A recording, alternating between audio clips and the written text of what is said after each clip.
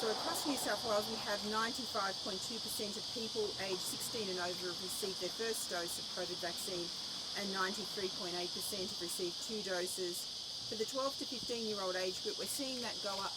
It was stubbornly stuck around 81.5% and it's now 82.1% have received their first dose and 78.4% have received the 2 doses. And pleasingly, the 5 to 11-year-olds, 11.5% have received their first dose of COVID vaccine. It's only been a week that program has started.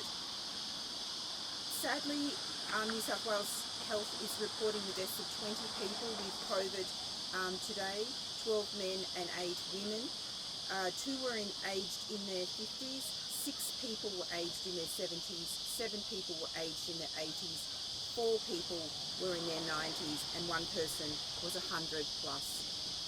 Can I pass on my sincere condolences to the families for their loss. Of the 20 people, 14 people were vaccinated against COVID and 6 people were not.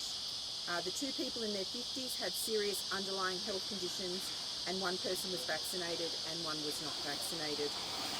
There are currently 2,650 COVID cases admitted to hospital, including 191 people in intensive care, 61 of whom require ventilation. There were 34,660 positive test cases notified to 8 p.m. last night, including 13,682 positive rapid antigen tests and 20,978 positive PCR tests. Of the positive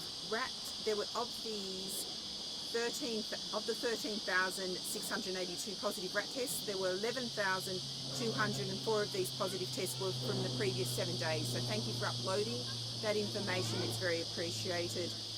And of the 20,978 positive PCR results, they were returned from 122,747 PCR tests. So thank you to the community for that.